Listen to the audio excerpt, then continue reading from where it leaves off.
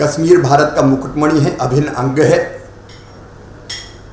ये कांग्रेस ही थी जिसने कश्मीर में धारा 370 लगाने का पाप किया था।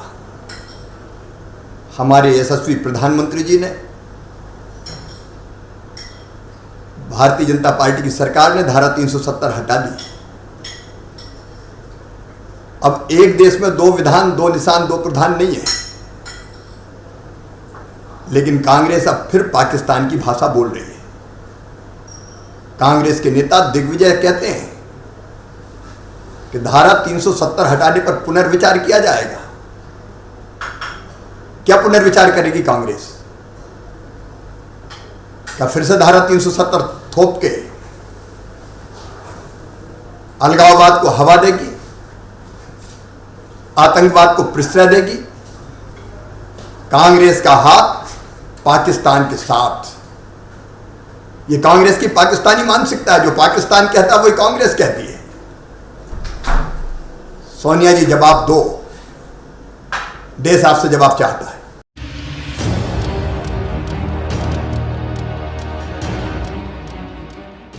64 दिनों बाद खजराना गणेश जी ने भक्तों को दिए दर्शन।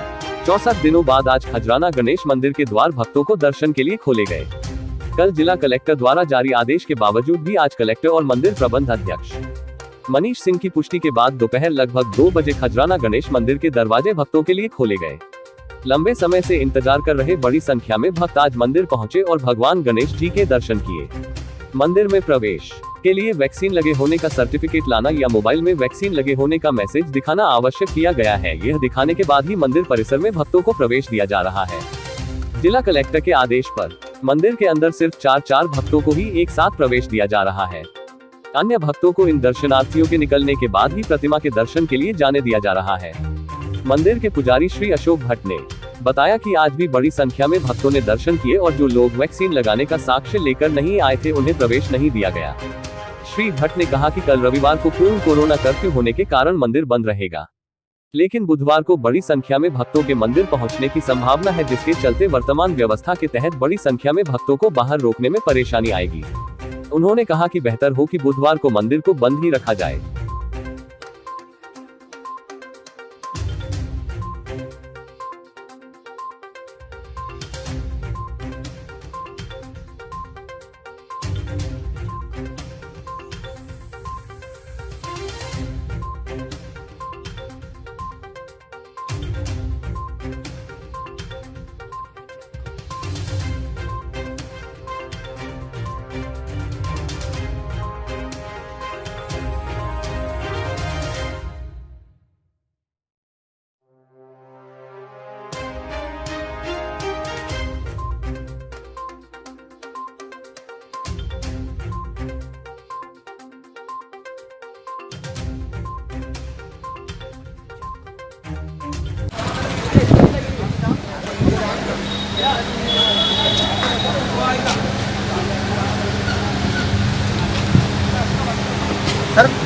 सर तो जान नहीं दिए। ये अभी जो एंट्री के लिए क्या देख रहे हैं आप लोग, क्या जानकारी? सर हम लोग वैक्सीन सर्टिफिकेट देख रहे हैं। हाँ, मोबाइल पे और वो कागज में आते देते हैं। लगभग कितने लोग अभी तक आए हैं जिन्होंने वैक्सीन सर्टिफिकेट दिखाया है? सर बिना वैक्सीन सर्टिफिकेट के हम अंदर ले ही नहीं। नहीं, कितने लोग आ गए हैं अभी तक वैक्सीन सर्टिफिकेट के साथ आए हैं? वैक्सीन सर्टिफिकेट के साथ सर अभी हमारे लोग ये 500-600 लोग 400 लोग आ चुके। और कितने लोग वापस गए? उसमें कुछ ही लोग गए वापस, जिसके पास नहीं है वैक्सीन सर्टिफिकेट, इसके पास है नहीं है। नाम बता दीजिए आप। मेरा नाम राजू प्रजापति।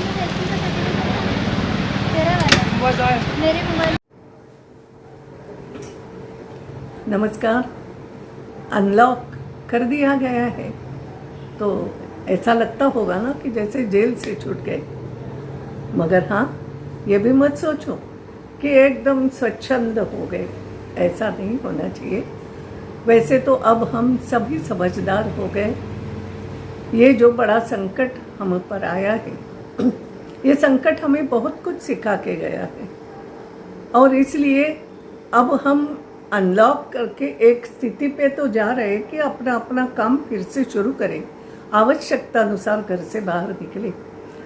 कोविड का असर कम तो हो गया है, मगर ये मत मानो कि कोविड का असर समाप्त हो गया है। तो जैसे हो गया, दूसरी लहर जोरदार तरीके से आ गई, हम संभल नहीं पाए, फिर ये वास्तविकता है। और इसलिए मेरा कहना है कि अब हम बहुत संभल के रहे, बाहर तो निकले मगर आवश्यकता अनुसार, दुकान तो खोले या अपना अपना व्यवसाय शुरू करें या सड़क पर भी चले, मगर रहे नियम के अनुसार, यानी जो मर्यादा का पाठ। वैसे तो हमारे संस्कार हमेशा मर्यादा का पाठ तो बढ़ाते रहते हैं। हम तो कहते हैं ना, मर्यादा पुरुषोत्तम प्रभु रामचंद्र। या भारतवर्ष में ये सभी संस्कार है तो अब दिखाना भी पड़ेगा। तो मेरा आपसे निवेदन है कि हाँ, प्रशासन ने एक प्रकार से सब चीज़ें खुली कर दी है।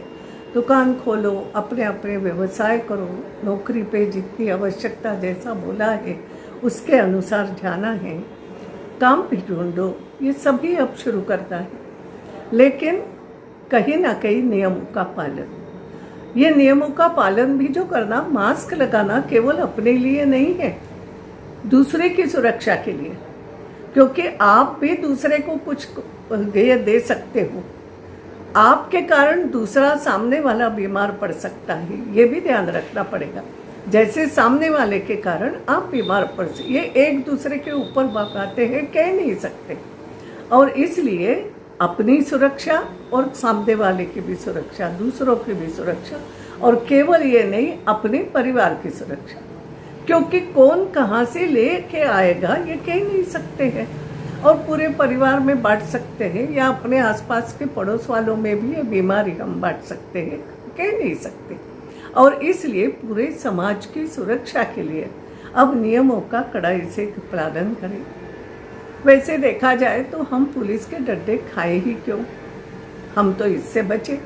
और मैं कहती हूँ, पुलिस प्रशासन हो, बाकी नगर निगम का प्रशासन, अमला हो, सभी वास्तव में डॉक्टर है, नर्सेस है, सभी मैं कहूँगी, सभी प्रशासनिक अधिकारी से छोटे से लेकर बड़ा कर्मचारी जो भी इस काम में लगा है, वो एक साल हो गया करीब। पहले लहर आई, उसमें बहुत मेहनत हो गई, फिर हम थोड़े फ्री हो गए, तो हो सकता है हमारे ज़्यादा फ्रीनेस फील करने के कारण दूसरी लहर बहुत ज़ोरदार आ गई, फिर सब लोग काम पे लग गए। तो ये भी लोग काम करते करते कितना करेंगे, कहीं कोई थक भी जाता है, लगता है अरे ये कभी समाप्त होगा कि नहीं, तो कभी थोड़ा सी चिड़चिड़ हो जाती है, गुस्सा भी हो जाता है, हमारा भी होता है कि भाई हम घर में कितने दिन तक रहे। दोनों तरफ से बातें हैं, मगर मेरा आपसे निवेदन है कि ये जनता की भलाई के लिए ही अनलॉक किया है कि कब तक हमारे व्यवसाय बंद रहेंगे। अब तो भले भले लोग इसको महसूस कर रहे हैं कि बहुत नुकसान हो रहा है, अब सहन नहीं कर सकते। हम भी आप में से एक है। मेरे भी घर में एक परिवार में मेरे बच्चे अपना व्यवसाय करते करते अब बोलने लगे कि कब कैसे करें, किराया भी भरे तो कैसे भरे, ऐसी बातें होने लगी है। और इस दृष्टि से ये बात ज़रूरी भी है कि हम थोड़ा सा व्यवसाय खुला करें, सबको अपना अपना काम करने की थोड़ी सी मुभा, जिसको हम कहते हैं, ये मुभा मिलना चाहिए कहीं ना कहीं। और इस दृष्टि से अनलॉक किया है, मगर मेरा आपसे निवेदन है, कृपा करके इस अनलॉक में आवश्यकता अनुसार ही बाहर जाए। अगर हम बाहर निकलने के बाद सामान खरीदने निकले तो पूरी लिस्ट बना के जाओ, और ऐसा सामान खरीद के लाओ कि 5 से 7 दिन तक फिर से बाहर नहीं निकलना पड़े। जिनको रोज ही रोज की खरीदी करना है कि भाई आज मजदूरी मिली तो आज खरीद लाएंगे, दाल हो, चावल हो, जो भी, हालांकि राशन पे जो मिल रहा है वो लेना है, मगर साथ ही साथ ये कोशिश तो हम कर ही सकते हैं कि आज कुछ खरीदारी करी वो ऐसी हो कि कम से कम 2-3 दिन नहीं जाना पड़े। या हम भीड़ बना के चलो चलो मैं जा रही हूँ, सब निकले शॉपिंग के, या कोई ऐसे भी निकलता है, हमारे इंदौर वाले हैं, माहौल देखने निकल गए। कोई माहौल बना के रखो, माहौल ऐसा बना के रखो, सुरक्षा का माहौल बना के रखो। तो मेरा आप सबसे निवेदन है, कृपा करके जहाँ भी जो भी आप हो, कोविड के नियमों का पालन करें और कहीं ऐसा न हो जाए कि हमारी अव्यवस्था के कारण, हमारे नियम तोड़ने के कारण फिर से संकट आए और प्रशासन को फिर से जोरदार लॉकडाउन करना पड़े। ये हमारे कारण नहीं आ जाए, ये सोच समझ के हर व्यक्ति बहुत ही जिम्मेदारी से काम करे। ये जो संकट आया है, संकट ऐसा भयंकर है, भयानक है, हमने अनुभव किया। कई हमारे अपने हमें छोड़ गए, ना हम उनके यहाँ दुख प्रकट करने जा सके, कुछ नहीं, और मन ही मन घुटते रहे एक प्रकार से। फिर से ये घुटन हमें महसूस नहीं करना है, तो आपकी भी चिंता हमें करना है, तो आप भी हमारी चिंता करो, एक दूसरे की हम चिंता करें, वैक्सीन लगवाए और कोविड के नियमों का पालन करें। कृपया कोई भी इससे चूके नहीं। जैसे 50% तक टच कर रहे हैं हम लोग, एक सीमा के बाद जब ऐसा लगेगा कि कुछ बच्चे हैं, कुछ प्रतिशत बची है जो नहीं निकल रही है, तब हम लोग इसको कंपलसरी कर देंगे। शहर में कार्यालय में एंट्री हो या मंदिर में प्रवेश हो, सिनेमा घर में या मॉल में या मंडियों में या बाज़ारों में जो ग्राहक आ रहे हैं उनके लिए भी कंपलसरी किया जा सकता है। तो ये चीज़ें आगे चल के कंपलसरी की जा सकती है, और थोड़ा और अभी परसेंटेज में बढ़ जाए बढ़ोतरी, क्योंकि अभी तो लाखों की संख्या में लोग आतुर बैठे हैं लगवाने के लिए, और जैसे जैसे वैक्सीन आती जा रही है हम लोग कम कर रहे हैं सिस्टम में, सेशन साइट्स में, और सब 100% कंज्यूम भी हो रही हैं वो। तो ग्रेजुअली इसको कंपलसरी करके उन लोगों को भी मोटिवेट किया जाएगा इस माध्यम से कि जो लोग नहीं लगवाना चाह रहे हैं वो भी लगवाएं वैक्सीन। किस लेवल की अब आगे देखने को मिलेगी?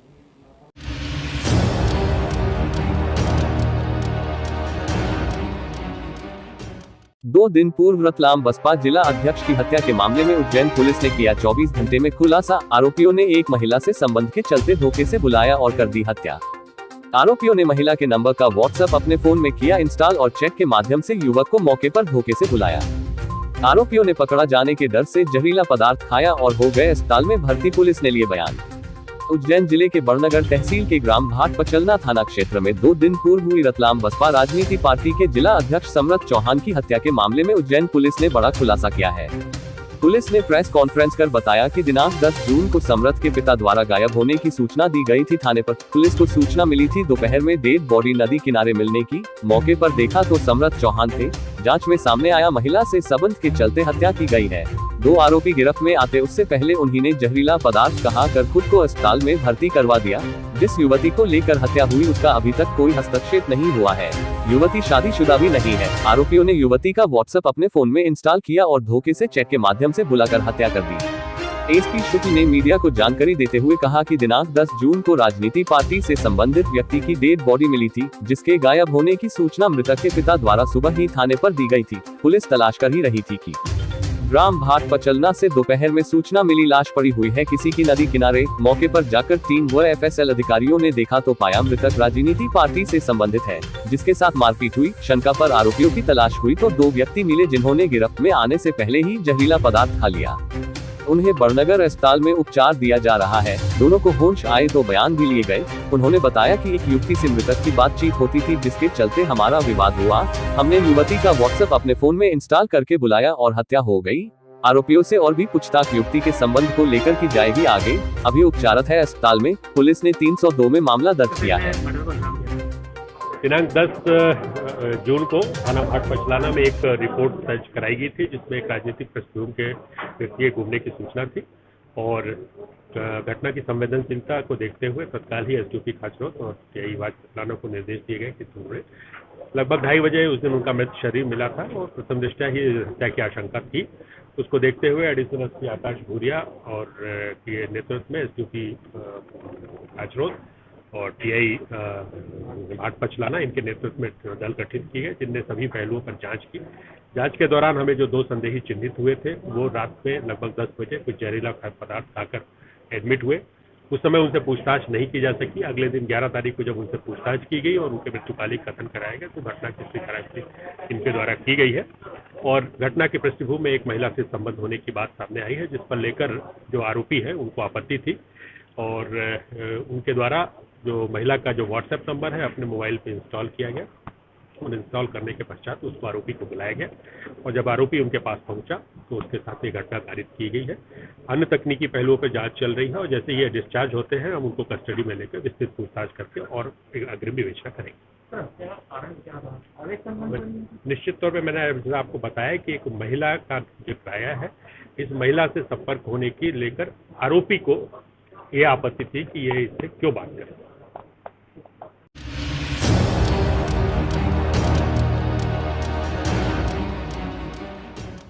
उज्जैन के थाना जीवाजीगंज क्षेत्र अंतर्गत सैफी मोहल्ले में रहने वाले दो पक्ष आपस भिड़ गए, जिसमें एक पक्ष ने दूसरे पक्ष का फरी से सर फोड़कर गली में खड़ी बाइकें गिरा दी, वहीं पत्थर भी दूसरे पक्ष ने बरसाए, जिसका सीसीटीवी फुटेज सामने आया है। घटना गुरुवार देर रात 11 बजे की है, जहां सूचना मिलने पर मौके पर पहुंचे डायल 100 के जवान के सामने भी दोनों पक्ष नहीं माने और लात से चलाने लगे। यह घटना भी लाइव वीडियो में कैप्चर हो गई। स्थिति बिगड़ती देख जवान को भी खसकना पड़ा। बाद में पहुंचे पुलिस बल ने पूरे मामले को शांत करवाया और फुटेज के आधार पर आरोपियों की पहचान की, जिसमें शुक्रवार को प्रकरण पंजीबद्ध कर लिया गया। धारा 323, 324, 294, 427, 506 व 34 में प्रकरण पंजीबद्ध कर तलाशी शुरू कर दी है। रहवासियों ने बीच बचाव करने वाले घायल युवक शब्बीर को जिला चिकित्सालय पहुंचाया, जहां उसका उपचार जारी है।